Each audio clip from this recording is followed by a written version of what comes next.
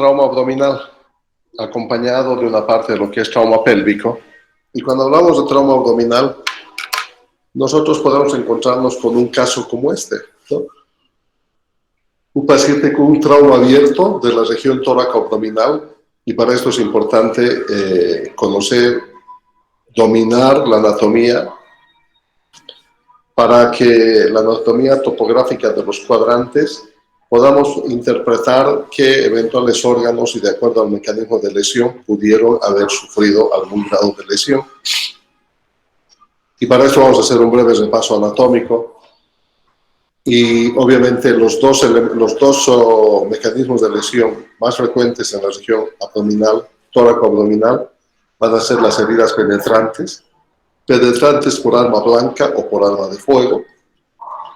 No es infrecuente los empalamientos y los traumatismos contusos o cerrados, traumatismos abdominales cerrados, que que se acompañan con una serie de afectación de órganos en un orden distinto al de las heridas penetrantes, que los vamos a ir viendo.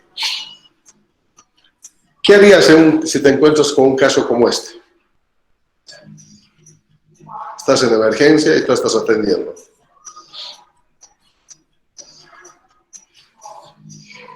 Una, dos, tres, cuatro.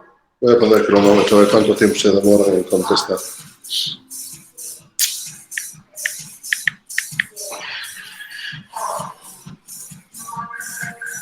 Cronómetro.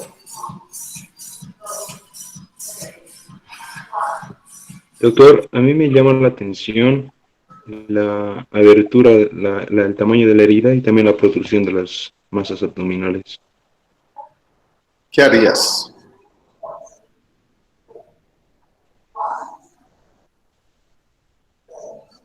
En el flanco izquierdo,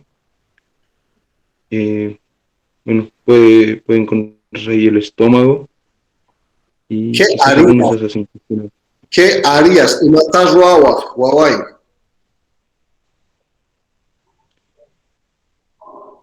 En primer lugar, controlar el sangrado, doctor. No está sangrando.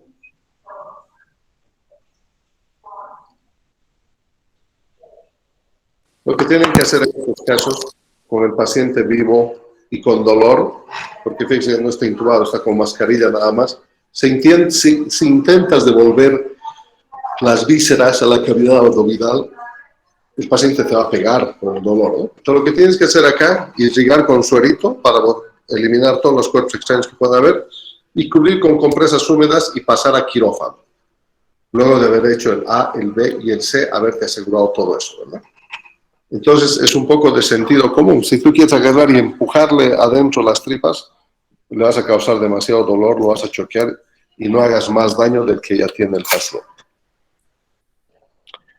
Las lesiones abdominales y pélvicas no diagnosticadas continúan siendo una causa de muerte prevenible.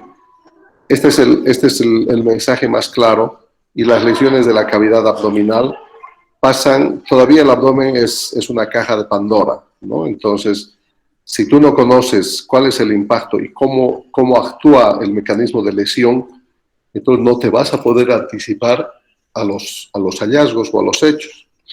Y vas a tener complicaciones todavía con diagnósticos tardíos. Entonces es importante conocer el mecanismo de lesión de las heridas penetrantes por arma blanca y arma de fuego, o traumatismos contusos, en qué circunstancias, con cinturón, sin cinturón, con comida, con bebida, sin bebida. Combinar todas las variables para tratar de sacar un resultado lo más próximo a la realidad. Hombre de 35 años, pasajero en una colisión vehicular a alta velocidad. Pasajero. Presión arterial 105/80, pulso 110, frecuencia respiratoria 18. Glasgow 15, se queja de dolor en tórax, abdomen y pelvis. ¿Qué lesiones sospecha y cómo manejaría usted a este paciente? Está corriendo el cronómetro.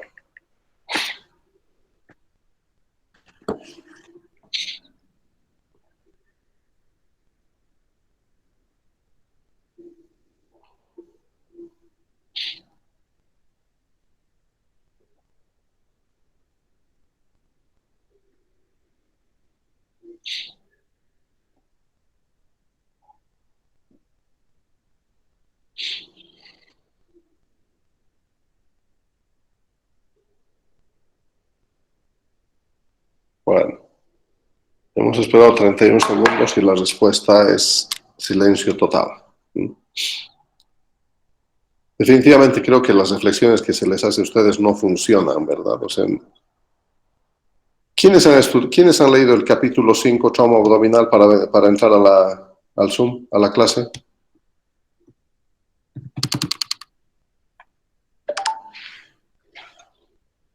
¿Nadie?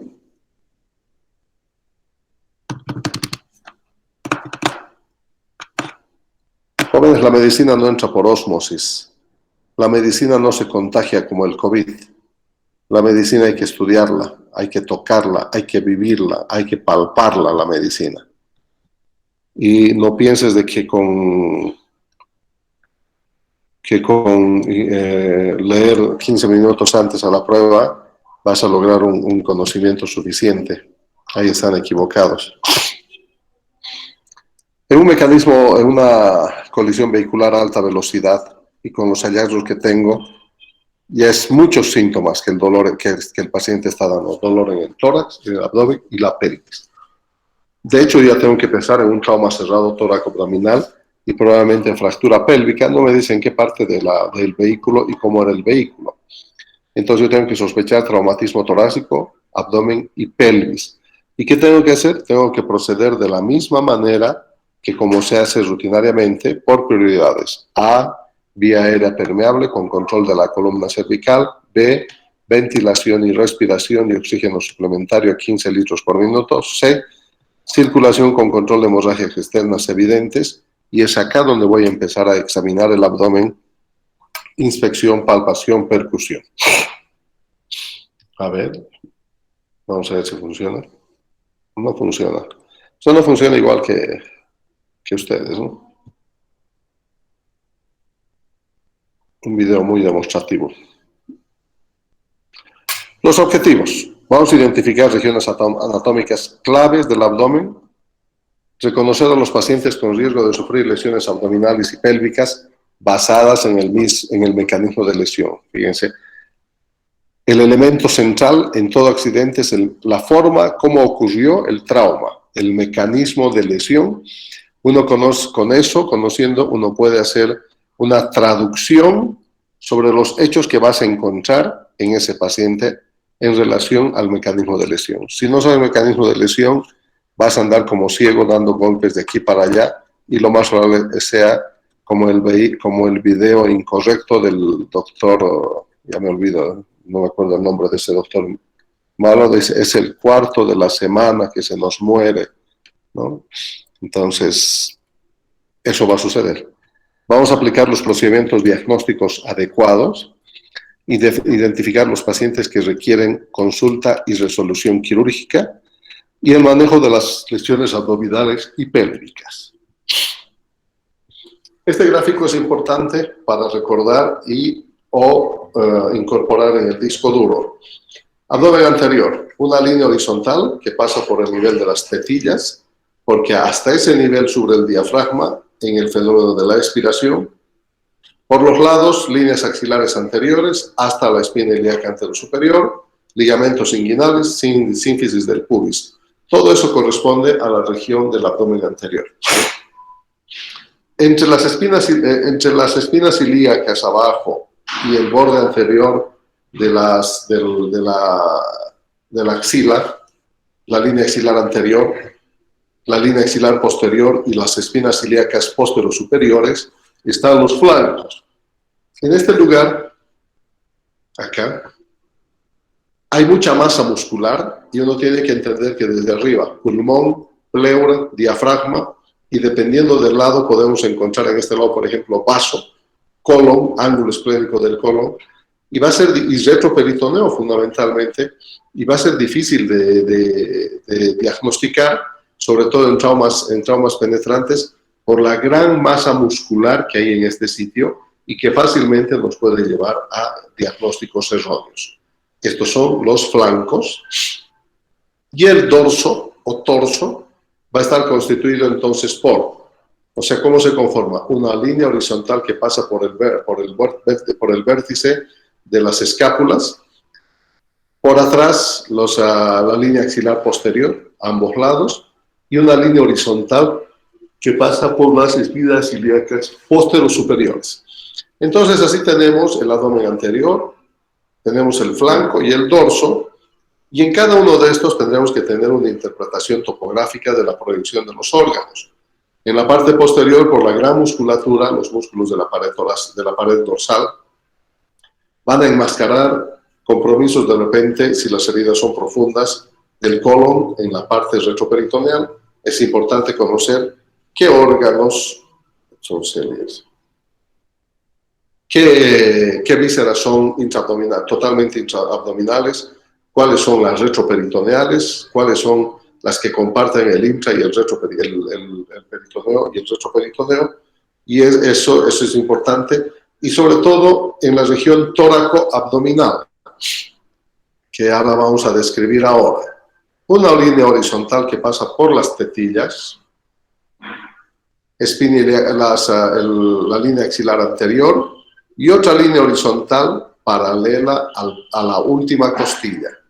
Entonces, entre la costilla de las tetillas y el reborde costal inferior, esta es la región tóraco-abdominal.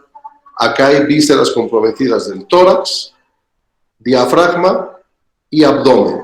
Por ejemplo, podemos tener afectación de la pared de la pleura parietal, del diafragma y del hígado en el lado derecho, en la parte central del diafragma, de la pleura parietal, del peritoneo, el estómago, y al lado izquierdo el vaso con el ángulo esplénico del colon.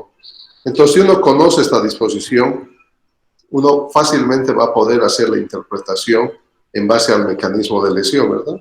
Una herida por arma blanca en la región del flanco, a la altura del sexto espacio intercostal, más que el corazón, me va a preocupar el ángulo esplénico del colon, el neumotórax, ¿verdad? En base al mecanismo de lesión. ¿Cuándo debo sospechar de una lesión abdominal y pélvica en base al mecanismo de lesión? Traumatismos cerrados, traumatismos penetrantes y la explosión, que es lo nuevo que se ha incorporado en esta edición.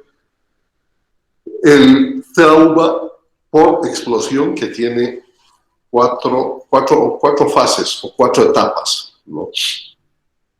En el traumatismo cerrado, las variables a tomar en cuenta son la velocidad, el punto de impacto y los fenómenos de intrusión. Por ejemplo, la deformidad que tenemos en el tablero y el volante nos va a hablar sobre el impacto de la lesión en la región torácica abdominal y la contusión cardíaca. La presencia de dispositivos de seguridad, un cinturón mal aplicado, podría provocar lesiones como la de Chance, la posición del paciente en que se encontraba al momento del impacto, y obviamente mayor riesgo de lesiones severas es con la eyección, que el conductor o el acompañante sin cinturón salga eyectado del vehículo, con lo cual incrementa sus efectos del trauma en el cuerpo. En las heridas penetrantes abdominales es importante conocer el arma, la distancia, cuando estamos hablando de por arma de fuego, el número, esto está en relación con el número de agresiones con el arma blanca. Vamos a ir aclarando cada uno de estos, porque ahora ustedes han escuchado en la tele, ¿no? La mató, la 40 y tantos de feminicidio, le asestó 35 puñaladas, creo que había hasta la pasada el noticiero. Entonces es importante el número. Y en relación al arma, en la medida que la sociedad va desarrollando y los estudiantes no estudian, la globalización hace que también las agresiones se modernicen. Ya es raro que te asalten con arma blanca, ¿no? O sea que lo que nosotros estamos viviendo han vivido países como Brasil, Chile, Argentina, en el tema de lo que es los asaltos. En esa época se vivía todavía las agresiones cuando te amenazaban con arma blanca y si ponías resistencia, te pegaban un chuzazo, ¿no? En cambio, ahora ya cambió la metodología. El arma blanca ya cada vez es menos utilizada, se utiliza en niveles muy bajos y lo que se está utilizando más es arma de fuego. ¿Dónde vemos arma blanca? En agresiones directas, ¿no? En enfrentamientos persona a persona, no así en asaltos. Y dentro de las armas blancas existe una variedad, ¿no? Como por ejemplo los más utilizados son los cuchillos tramontina, los dentados, los cuchillos carniceros, y uno puede ver, de acuerdo a la dimensión de la herida en la pared abdominal, interpretar qué tipo de arma pudo haber sido utilizado.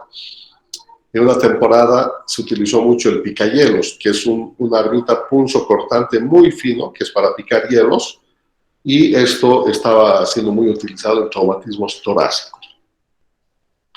Con las armas hay, y también existen algunos hechos históricos, podríamos decir, que todavía se dan esporádicamente, que es que hay armas blancas preparadas, ¿no?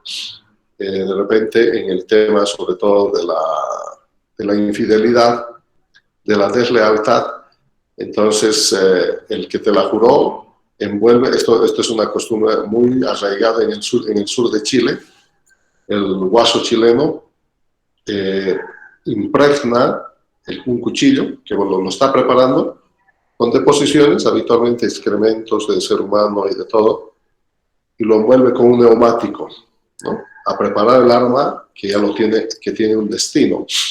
Y obviamente esa arma va a llevar gérmenes, pero en toneladas, que no solamente va a causar una heridita o un neumotórax, sino de entrada se va a llevar un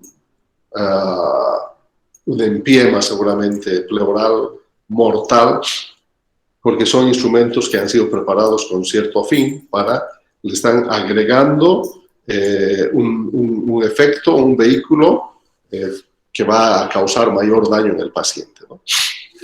Existen este tipo de, creo que en el de ayer hablaba, ¿no?, de que había un cuchillo preparado también. Hay gente, ¿no?, que tiene esta forma de actuar y también uno tiene la obligación de saber.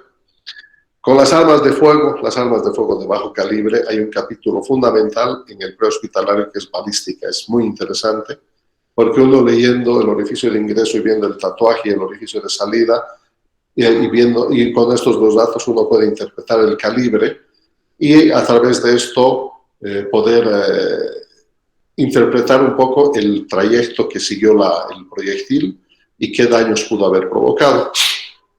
Con el arma blanca es relativamente más sencillo predecir el trayecto y las lesiones que pudieron haberse causado. Y para mí es importante quién es el causante de la agresión. ¿Es hombre o es mujer? ¿Por qué creen que es esto importante saber? Cronómetro corriendo. Por la fuerza que tiene el individuo, el varón tiene, bueno, por la misma masa muscular, la contextura que tiene y la fuerza que ejerce al realizar la lesión, obviamente va a generar más daño, ¿no? Una mujer. Sí, muy básico. ¿Algo más?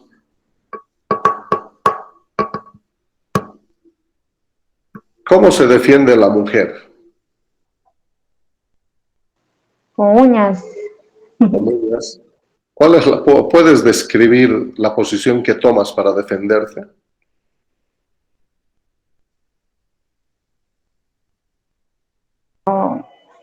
Tal vez. Flecta los brazos y cubre su cara y su pecho, ¿verdad? Como una especie de boxeador. ¿Y cómo golpea a la mujer? ¿Como el varón? No, ¿verdad? La mujer agarra con sus dos manos y te empieza a machucar tu pecho con los ojos cerrados, ¿no? Ese es con los brazos flectados. Entonces la mujer cuando apuñala habitualmente en esa posición y es de arriba hacia abajo o directo. Los efectos obviamente son menos agresivos, podríamos decir, por la menor fuerza que tiene. En cambio el varón, con toda la fuerza que está utilizando, viene y hace este golpe de abajo para arriba. Esa es la diferencia entre el hombre y la mujer. El varón, el cuchillo lo tiene tomado por el cabo y es de abajo para arriba y no está yendo a causarte susto, está yendo a matar, ¿verdad?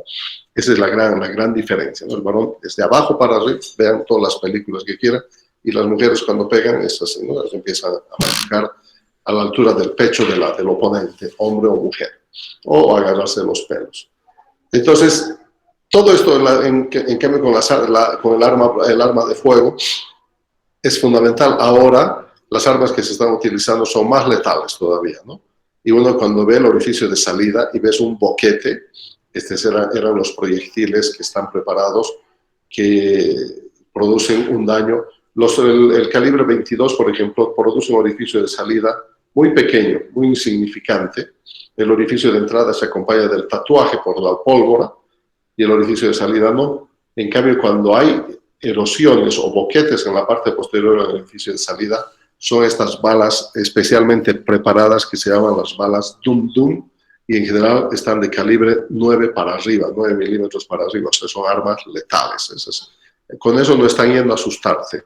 Con los calibres menores, 20, sí, te están yendo, quizás no te quieren matar, te van a asustar, pero estas otras sí son letales, ¿no?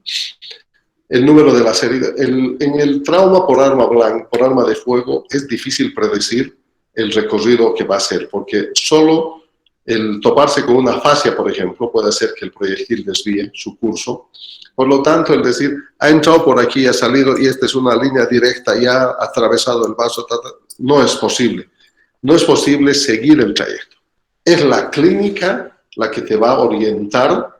Hay una foto muy interesante e instructiva en TEC por arma de fuego, un orificio de entrada en la sien izquierda, alta, y un orificio de salida en la región temporal derecha, muy próximo al parieto temporal, ¿no?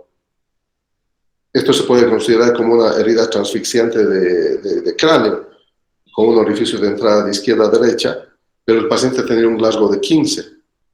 ¿Qué ocurrió? Que el arma estaba colocado diagonalmente, no estaba en 90 grados al hueso, sino diagonal, sale el proyectil disparado y recorre por la tabla externa, pasa en la piel, el tejido celular subcutáneo, llega a la gálea aponeurótica, ahí choca, como era diagonal su trayecto, choca con la tabla externa, se desplaza bien al otro lado y sale por la región temporal derecha, ¿verdad? Y no lo mató. Entonces, eso es el comportamiento caprichoso del proyectil, que es difícil predecir.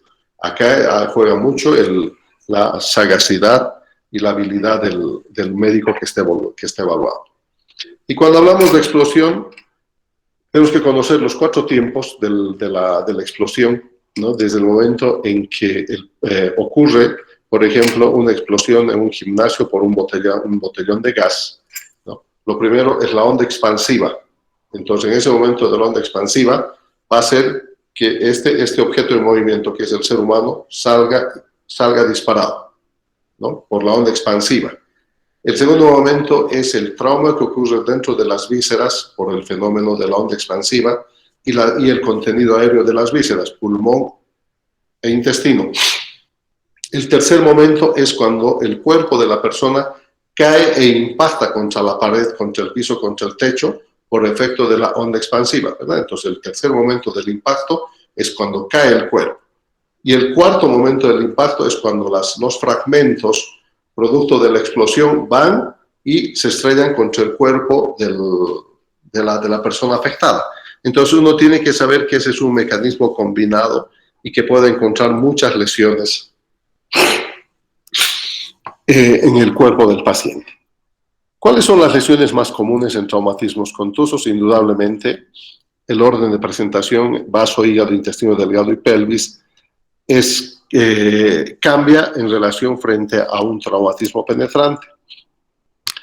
Indudablemente que dentro de las vísceras macizas, los dos más afectados son el hígado y el vaso, sobre todo cuando las lesiones son tóraco-abdominales. En heridas más bajas periumbilicales es el intestino delgado, ¿no? Y habitualmente ocurre por estallamiento, y en la pelvis las fracturas pélvicas con compromiso de las vísceras. Cualquier órgano está en riesgo, eso es cierto, con arma blanca, baja energía, laceraciones, con arma de fuego, les he hablado de la balística, el tipo de arma, los fragmentos, las escopetas.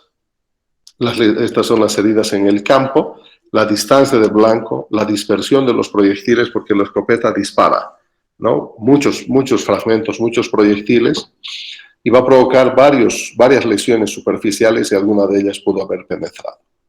Y la explosión, en parte, con el fenómeno del estallido de la garrafa de gas, por decirlo, en un ambiente cerrado. Lo primero es esa onda expansiva producto de la explosión y la secuencia de los pasos que les acabo de hablar. Esta es una foto que nos pasó el doctor Ferrada Ricardo, experto un cirujano experto en trauma colombiano norteamericano, que estuvo también en Cochabamba, que esto ocurría en los atentados con las FARC, que lo que hacían era llenar las garrafas de gas, ¿no? Con proyectiles, tierra, basura, perdigones, todo lo que encontraban, lo sellaban, cargaban gas y lo lanzaban contra las iglesias, ¿verdad? Y esto es lo que sucedía, múltiples proyectiles, la onda expansiva y lesiones severas, ¿no? Es un mecanismo combinado, hay trauma cerrado, fragmentos penetrantes múltiples y hay que saber interpretar el fenómeno de la onda expansiva. Considerar la proximidad, los espacios confinados, fragmentos múltiples e impactos secundarios cuando la persona es arrojado o cae de altura. ¿Cómo confirmo si existe una lesión abdominal o pélvica?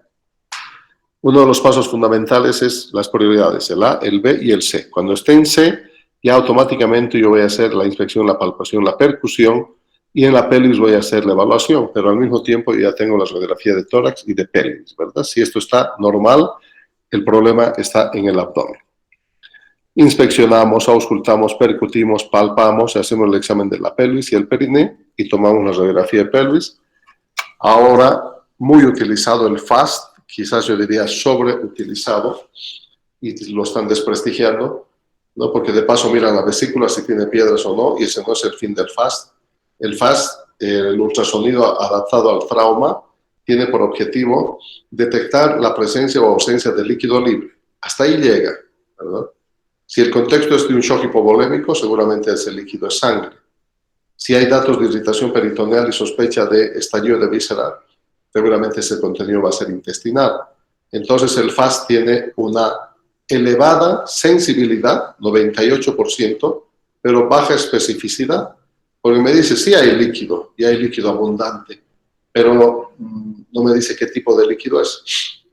En cambio, el lavado peritoneal diagnóstico tiene una altísima sensibilidad, igual que el FAST, 98%, y su especificidad es pues del 98% al 99%, porque si sale sangre, sangre, si sale contenido intestinal, es víscera hueca perforado, si sale un líquido amarillo, es vesícula, es vejiga estallada. Entonces la especificidad del lavado versus el FAST o la tomo es mucho más alto.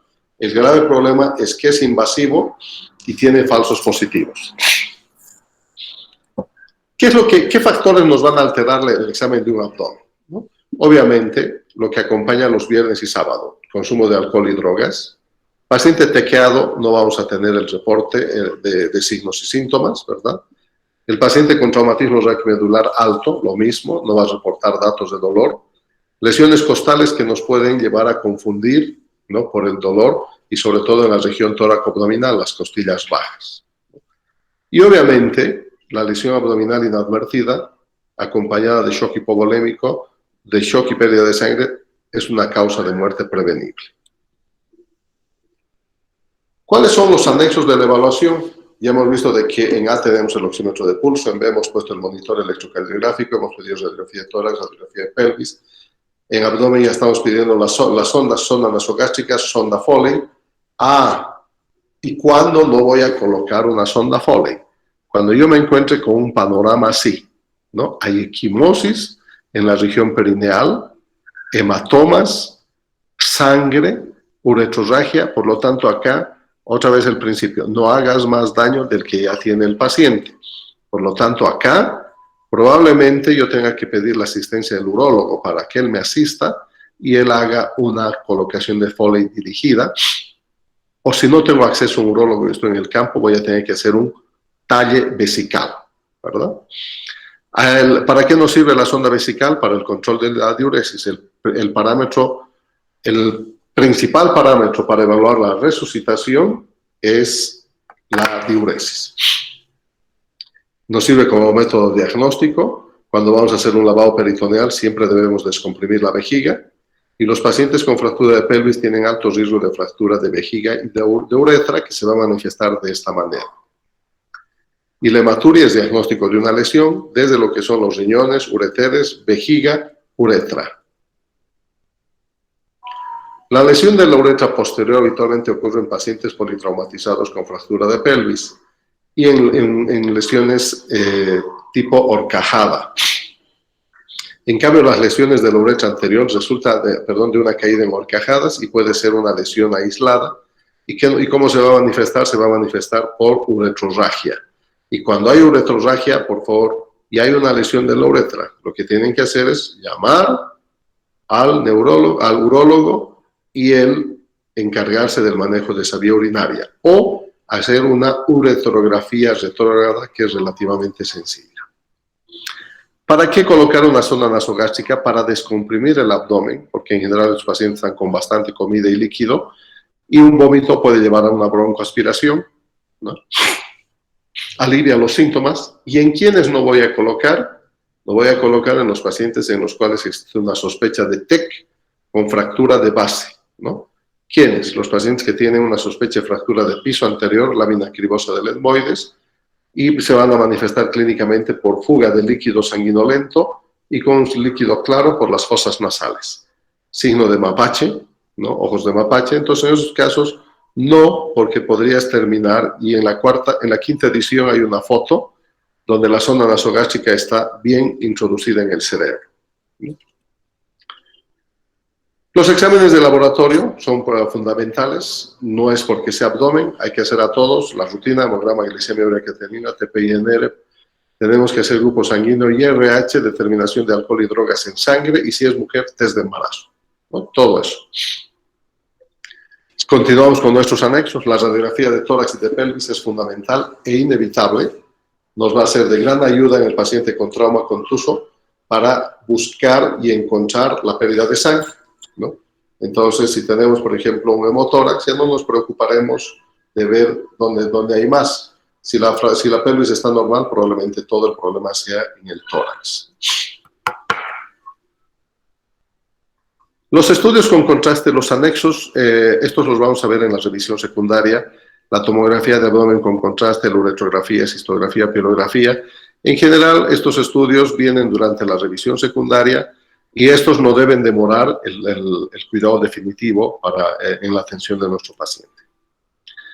Este cuadro es interesante para analizarlo sentadito y al calor del trauma, del mecanismo de lesión, y en la comparación de ventajas, desventajas y la indicación del lavado peritoneal diagnóstico versus el FAST versus TAC. Costo-beneficio, rendimiento, actualmente es más FAST versus TAC, porque el IFAST se ha especializado más todavía y su sensibilidad y especificidad ha levantado mucho más, solo que el gran problema es que es técnico dependiente y no todos son expertos en hacer FAST e IFAST. Y la tomografía, la primera desventaja es que requiere transportar al paciente a la tomografía, por lo tanto, el paciente tiene que estar hemodinámicamente estable. ¿Qué otros estudios diagnósticos en traumatismos cerrados? En pacientes, ahora es interesante acá lo que hay que ver si son hemodinámicamente normales o están hemodinámicamente inestables, quienes van a requerir la paratomía. Las heridas torácicas bajas, fíjense, torácicas bajas, estamos hablando de la región tóraco-abdominal. Va a requerir un examen clínico seriado, puede requerir laparoscopía, toracoscopía o tomografía en base al grado de estabilidad. Si un paciente está estable, yo puedo hacer una laparoscopía o una toracoscopía y resolver los problemas por esta vía. En las heridas por arma blanca en abdomen anterior, hay que hacer una exploración de la herida con técnica estéril, con técnica séptica, y si el paciente está despierto, está vivo, no está inconsciente, hay que hacer la exploración digital bajo anestesia. Lo mismo hacer con técnica estéril, un lavado peritoneal o exámenes seriados.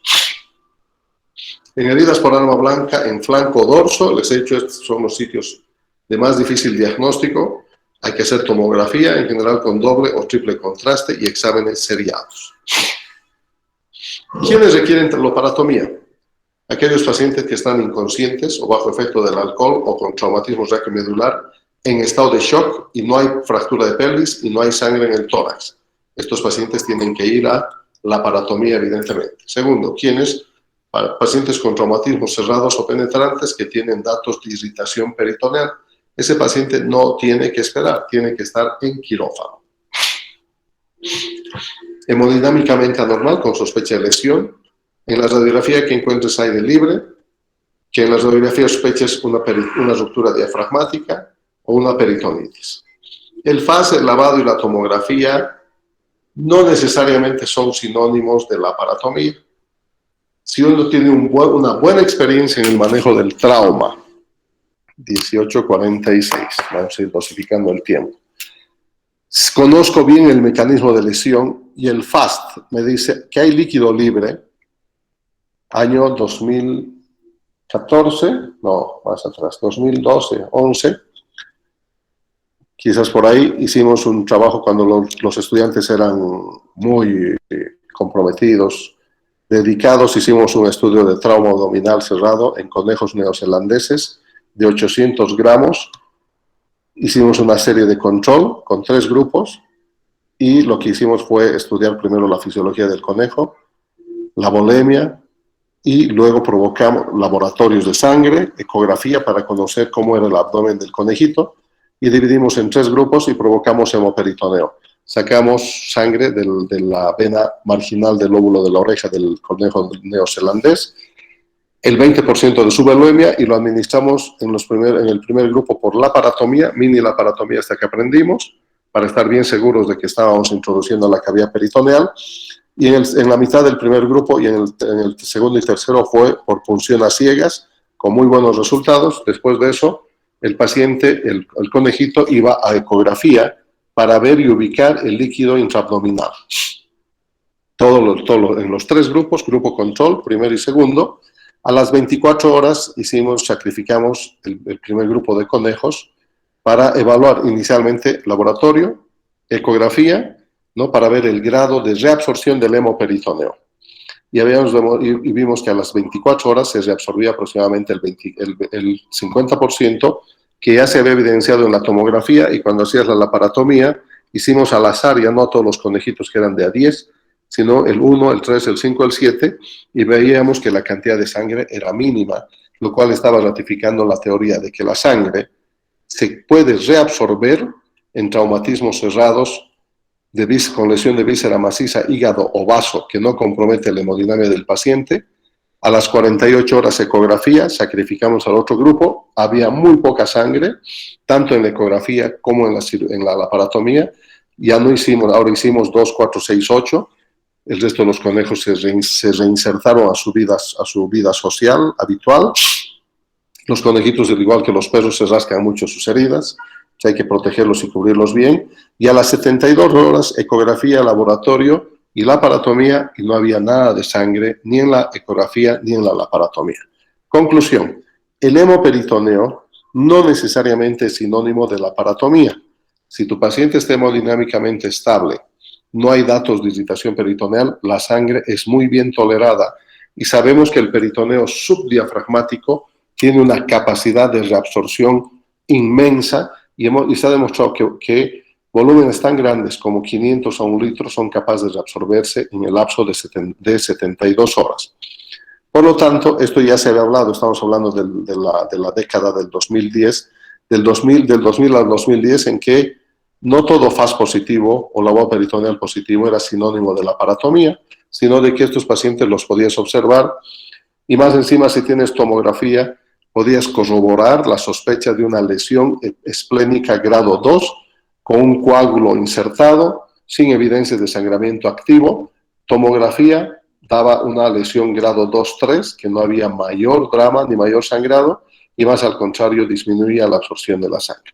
Entonces, a partir de los años 2000, 2010, el manejo del trauma contuso sufre un cambio. Y en los niños, el 98% de los traumas cerrados con pérdida de líquido sangre se manejan en forma conservadora. Tomografía solo con ciertos requisitos. En un hospital que tenga UCI, que tenga quirófano, que tenga unidad transfusional y el equipo presente ahí, en el momento que se descompensa, se opera. Y ganamos con ese trabajo un primer lugar a nivel nacional y ocupó un segundo o tercer lugar en el Congreso del Perú. ¿Qué pacientes requieren laparotomía? Indicaciones de laparotomía en pacientes, ya lo hemos visto esto. Las fracturas de pelvis es un drama por lo complejo de su manejo y por lo lento de su recuperación y las secuelas que van a dejar, sobre todo cuando ustedes vean una lesión de esta magnitud, ¿verdad? Son fracturas en libro abierto, con separación de las articulaciones sacroiliacas de la sínfisis del pubis, con lesión uretral, fíjense acá, y obviamente acá está 2 a 3 litros de sangre, así que ya no te desesperes en buscar. Implican fuerza significativa, se acompañan de lesiones asociadas tanto viscerales como vasculares, ¿no? Y obviamente hay un sangrado pélvico. El hueso sangra en napa. Por lo tanto, la maniobra de la prueba, si hay o no crepitación, se hace una sola vez y no se repite.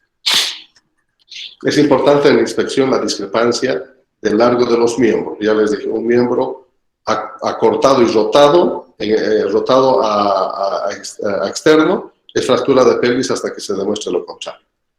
Que la fractura tenga exposición de huesos abierto o cerrado. La palpación del anillo pélvico, ¿no? En busca de la estabilidad. La crepitación ósea no es para reproducirla 2 veces. Y obviamente el examen rectal, genitourinario y vaginal es perentorio y necesario en este tipo de pacientes por el alto riesgo de lesiones vasculares por los fragmentos.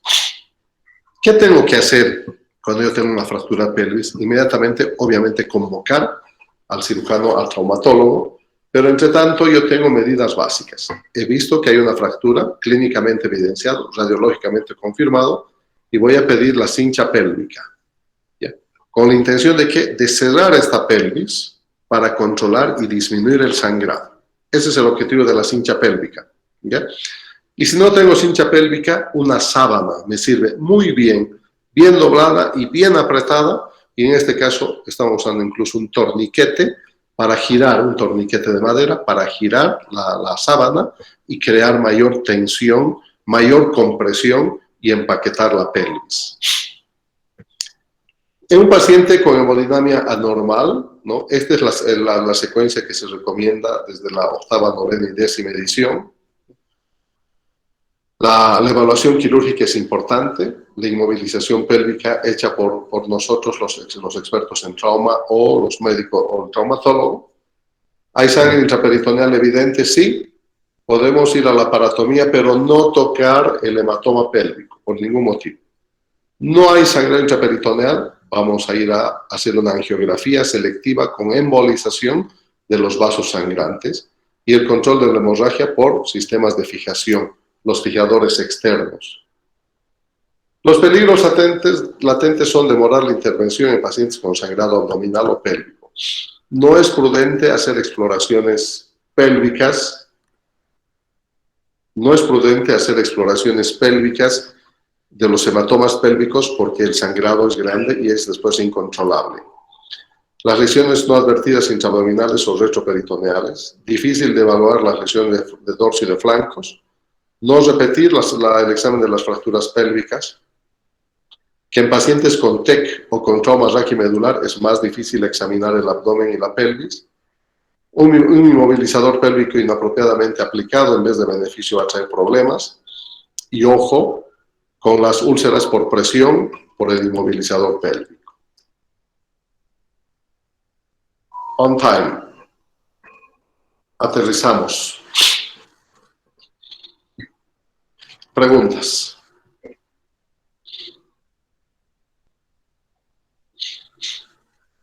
Buenas noches, doctor. Mencionó algo sobre que la fractura de pelvis es una de las más complicadas debido a las complicaciones que esta podría dejar. ¿Qué complicaciones más frecuentes podríamos encontrar? Las secuelas fundamentales, o sea, en los traumatismos, en las fracturas pélvicas que se acompañan de lesiones vasculares puede llegar hasta la mortalidad, ¿verdad? Con las lesiones de grandes vasos, las lesiones viscerales que se encuentran en la pelvis, desde la vía urinaria y el tubo digestivo bajo, ¿verdad? Y la recuperación, o sea, una fractura en libro abierto, como han visto ustedes, vas a tener a ese paciente fácil 3 meses fuera de combate y 3 meses para rehabilitación y fisioterapia, y después ver las secuelas, que quede con deformidades, acortamientos, debilidades. Las secuelas fundamentalmente por este tipo de fracturas son serias y van a requerir un manejo por fisioterapia por mucho tiempo.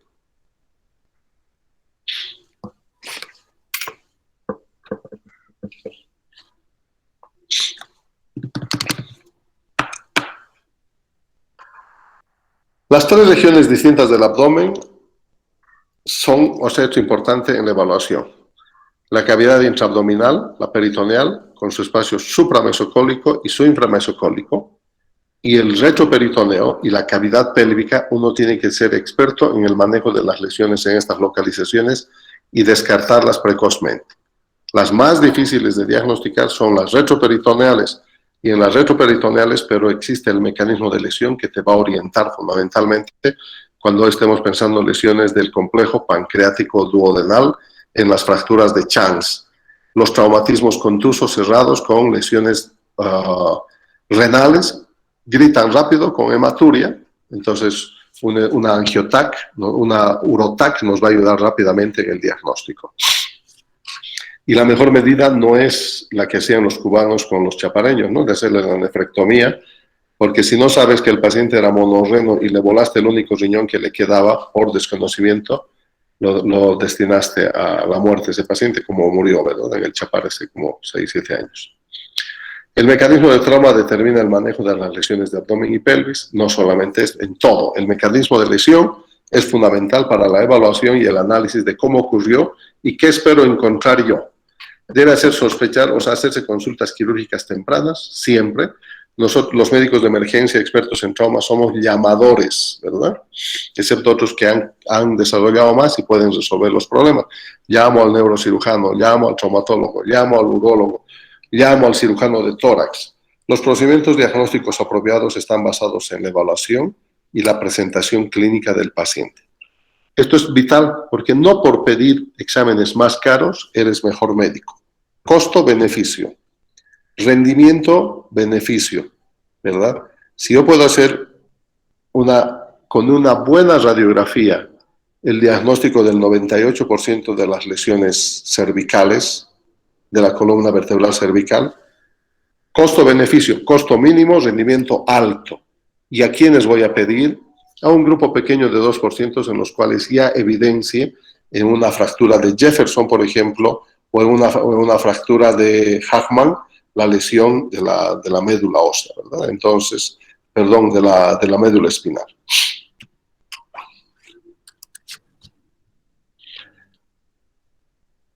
Más tarde, mañana. Mañana vamos a complementar